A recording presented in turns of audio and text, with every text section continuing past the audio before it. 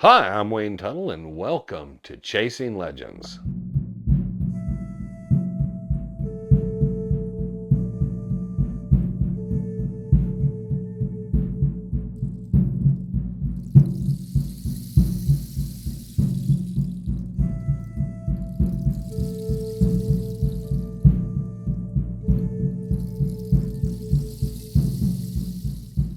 Welcome back to Chasing Legends. I'm Wayne Tuttle, your host once again. Please hit the subscribe button, hit the notification bell, leave a comment if you want to leave a comment. Are you saying this along with me? Visit our website, www.legendsofthesuperstitionmountains.com. Got the bark notes, swag, whatever else you might desire. That being said and done, let's get to this week's story. Now, I had a story and I was looking at it, and then I saw another folder and I thought, oh yeah, I was going to do a story out of that. I shouldn't just leave it out forever. So I picked it up and was going through the story, and I was thinking, I don't understand what I was seeing in this story. So I was turning the pages through the file, and I was going, I don't know why I would have pulled this. And then I hit the one date, and I realized it was because of the date. Now, we're probably a week or so late on it, but there was a reason because of the anniversary to the date. This story has to do with it actually has to do with the Battle of Little Bighorn, or Greasy Grass as it was known, which happened June 25th, 1876.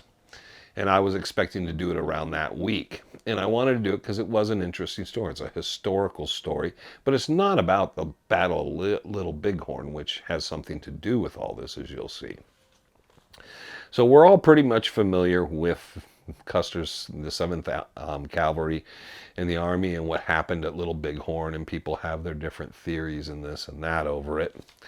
But what had happened preceding this is when they'd left Fort Abraham Lincoln, is Major Reno talked about how they had given 4 months back payout to all the soldiers in the groups.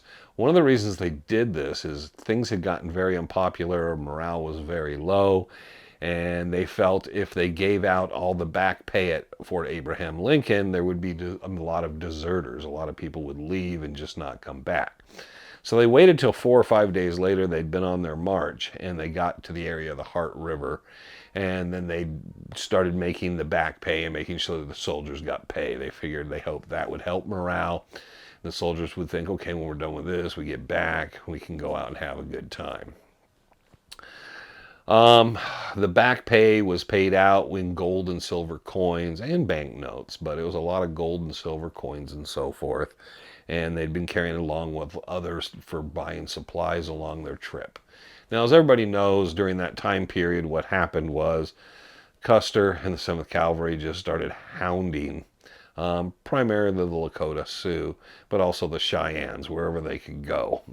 They weren't trying to fight them. They were just trying to kind of keep going back and disappearing out of the way. Now, we know the general history of this was with the Black Hills is, hey, the Black Hills is yours. Oh, hey, we found some gold. Well, now we're going to let people through. Oh, we're sorry if you have a problem with that, but we're just going to do whatever we want to do. And that's kind of in a nutshell where everything starts to escalate. The escalation, the primarily escalation is Custer chasing them everywhere. There was a lot of stalemates. Even though Custer had the army and he had the artillery and he had everything he just could basically, they would fight, and then the Cheyenne, the Lakota, and different groups would just drop back. They were sustaining pretty much equal casualties most of the time. In fact, several times it's thought literally the indigenous groups were the more victorious in these battles. But Custer had a lot of pride, we realize now today, and he was not going to take no for an answer, and he was going to keep pushing. And he heard there was this big encampment, and he was going to go down and eradicate them. And we know that didn't work out so well for General George Armstrong Custer, his brother, and a lot of other people. Now, a lot of people think it's a sad day in history.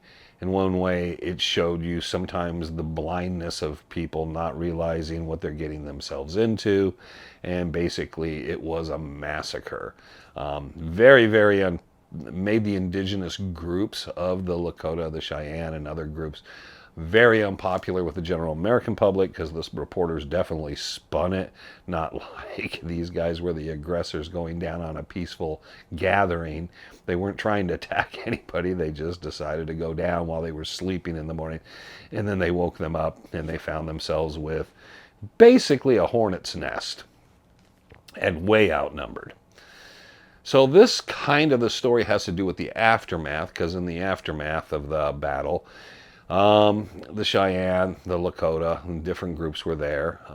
They were gathering and anything they could get their hands on. Rifles, knives, canteens, clothing. In fact, when the United States Army got there, they found most of the bodies had been torn out and all their clothing was gone. They found a battlefield just of naked, mutilated bodies. Rings, watches, and of course any type of cash, anything of value was taken.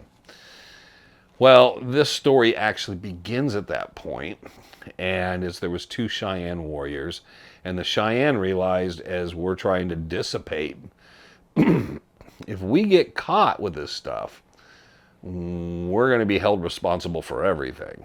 And they're like, we just want to fade into the background right now. They can't point who's who or what's what out of from us, so we're just going to get out of here. And here, you guys take our share of everything that came off the battlefield, which there's estimates that it was more than $25,000 in gold, silver, watches, jewelry. Nobody knows. There wasn't an accounting. There wasn't a list made. They just told these two guys, you take everything, take a horse with everything, a couple horses with everything loaded on it, and you need to get out of here. Head to the southern Cheyenne. Head down south to them and get it to them, because they're not going to think that's what happened, and then we can hide everything. So these two warriors take off. They start running. But their problem is, once the word of the Little Bighorn and all this starts creeping out, all these different military forces, the patrols increase, and they realize, as two Cheyennes coming and crossing going south, if they're caught with this, they're just done. They have no explanation why they have all this stuff, Army payroll, watches, all the rifles that they had and stuff. So they decide to find a place, and they find a crevice, a large crevice, and they take all this stuff and they put it back in the back of this crevice and hide it. And note as they leave the directions of how to get to this crevice. They probably make markings and stuff. And they get down, and then they tell the elders, the tribal leaders, hey, this is what we did. They said, good idea. That was probably the safest thing to do. If you would have arrived and someone would have noted, and they would have, yes, that would have caused us problems, you problems. So yeah, that was a great deal. And that's where the story lies for quite some time. There's an individual, his name's W.P.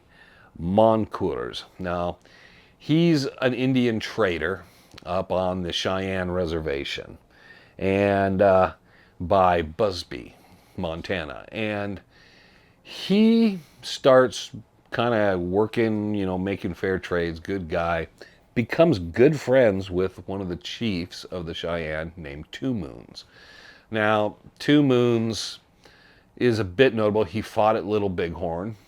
He was very proud. He did serve the United States military as a scout later.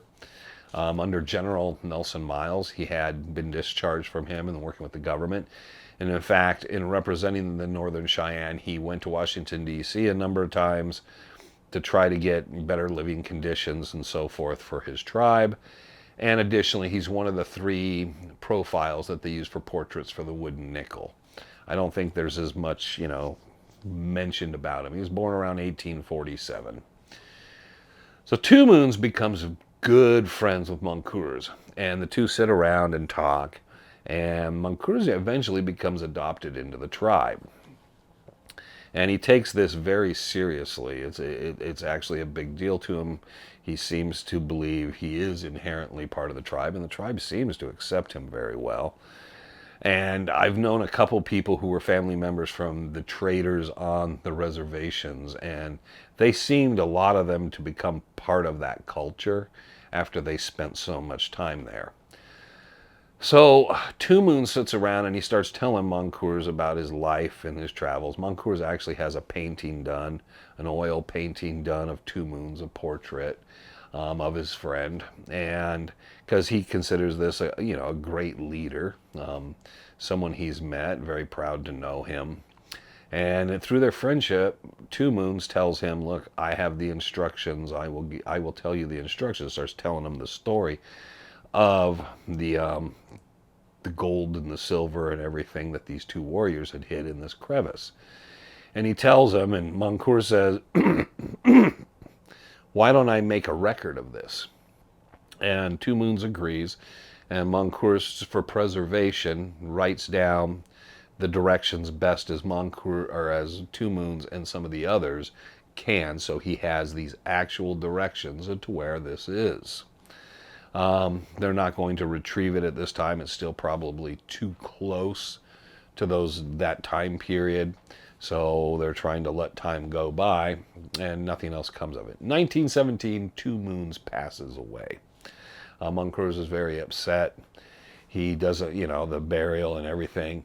Well, around 1940, Moncours is deciding he's going to leave the reservation. He's going to leave the Cheyenne community. He's going to move to California.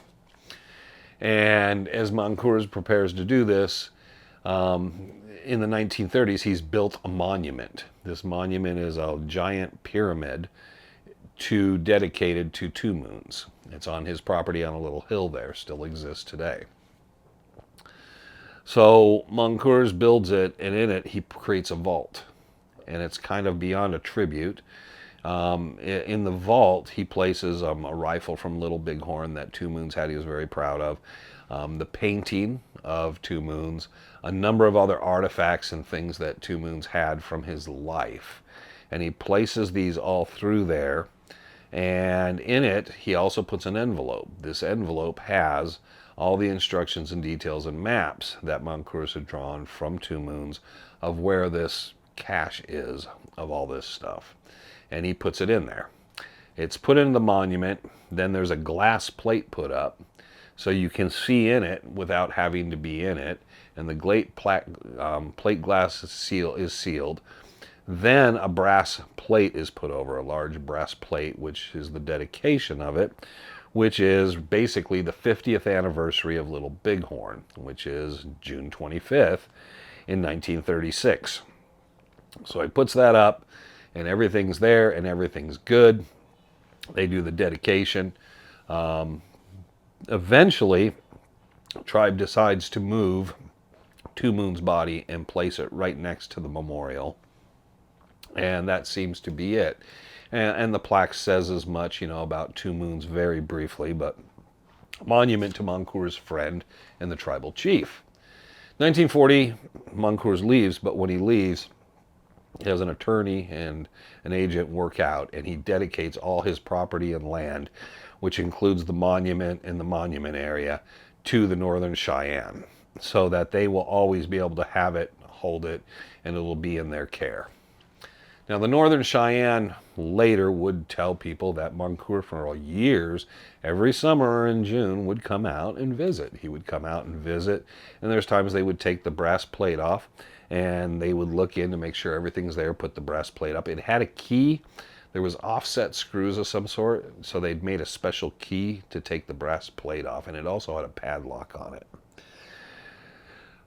So a number of writers started to hear about these stories. Western writers at that time in the 30s, 40s, 50s, they're starting to hear more about these stories, these various Indian chiefs, and they start going out and find the monument. Now they start warning the tribal officials, you need to do something better to protect it. It's just out in the middle of nowhere, sitting on a hill.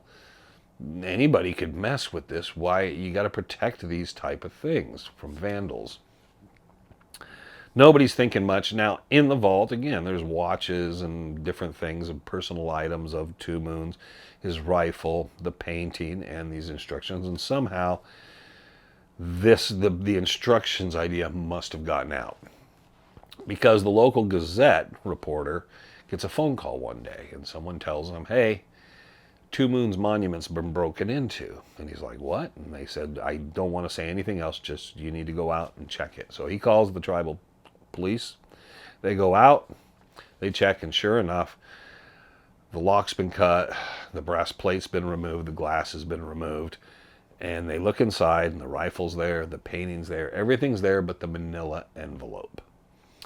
So they realize, oh my God, someone took those instructions. So they start an investigation.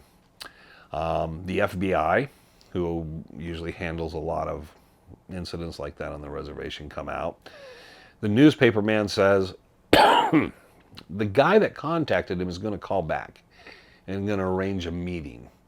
And he's going to tell him further details on what happened, how this was stolen. Possibly he will learn, who to look for. Can't tell if it's a white man or an Indian. He does not know who this person is. Person contacts him, says in the next couple of days, I'll come down. I will just kind of suddenly meet up with you, and I will give you the information you need to know to help the authorities. Why he didn't go to the authorities, I don't know. The FBI set up a stakeout for 3 or 4 days, a week. They follow the newspaper reporter man around. No one ever shows up, and that dries up. But it's not the last clue, because they're looking around, and next thing they know is this guy says, hey, I just ended up with 2 Moons discharge papers from General Nelson Miles. And they're like, what do you mean? He said this guy brought him in, traded it for wine. So they go down, they go to talk to the individual, and it's they don't say whether he's Cheyenne, but they just say it was an Indian, reservation Indian. And he had come in with 2 Moons discharge papers, and he traded it for a bottle of wine. This is around 1960-61. The FBI say they really don't know what to do with it because it seems to be a lead, but the Indian basically says, yeah, I traded it for wine. I just found it. And they're like, where'd you find it? Just found it. Won't give them anything else. They don't know if it was even in part of the packet because there's no one alive to confirm what was in the envelope other than Monours, who's probably long gone, and they don't know where to find him. So the whole story just kind of falls out. But every 5 or 10 years, they'd reopen it thinking someone had to have those papers. There had to be some information. To this day, no one's ever claimed to have found the cache. Somewhere between Montana and Oklahoma. It's an interesting story with historical context. There's enough people in Monours and the memorial that there probably was something to it, something out there. I also thought it fitting because we're dealing with the Dakota territories and Busby, Montana, and anybody that knew Clay Worse, North Dakota and Montana both were part of his history. I'm sure Clay would have loved this story. It involved indigenous people, possible treasure. It just involved a little of everything. So I thought it kind of like I realized in the end, okay, there's a reason that file crept out and this little story crept out to me. Not much else is known. I looked and looked for follow-ups, but the story seems to have ended, and while there's occasional investigations, there's just no lead. No one knows what happened to the information that was on there, and there were no tribal elders or anyone to speak to who knew the instructions after Monours had written them down and sealed them up and put them in the vault. You can visit the vault still. The vault's there. It now has a bit of a grating over the plaque and a padlock, and then there's a fencing with padlocks on the outside, so you can't just approach the monument anymore. So it is protected. It was supposed to be opened. Here's the thing that's a shame. On June 25th, 1986, the 50th anniversary of its dedication to 2 Moons, and the 100th anniversary of the Battle of Little Bighorn, Monours had put on the plaque that it would be opened and all that information, and I guess the envelope would be taken out, and then the tribe would receive the instructions for the treasure. Never happened. Somebody else got there first. So a little disappointing, and we're so far beyond the 1986 date now, I don't think we'll ever hear or know. But I still think it's a really cool story. It's a great little piece of history that shows you how so many of these stories can unravel and kind of like tie into each other in so many different things. So I hope you enjoyed this week's Chasing Legends. I did. I enjoyed kind of sometimes the search and then learning the story and learning about it and keeping it in the back of my head. It's also nice to know a little something about a Cheyenne chief that we normally won't hear much about or see much about, Two Moons, and his part in American history. So there you go. I hope everybody has a great rest of the week. Keep out of the sunshine, keep out of the heat. We got a few more months to go, and then we can get back out in the mountains. But until then, let's just play it safe, because I'd rather have you guys all here watching the videos and see you all at the rendezvous November 14th, 15th, and 16th. And after that, and on, then something happened to you out in the mountains. All right? So have a great week. Have a great rest of the day. And until the next time, always remember, I'm Wayne Tuttle. You're not. And this was Chasing Legends.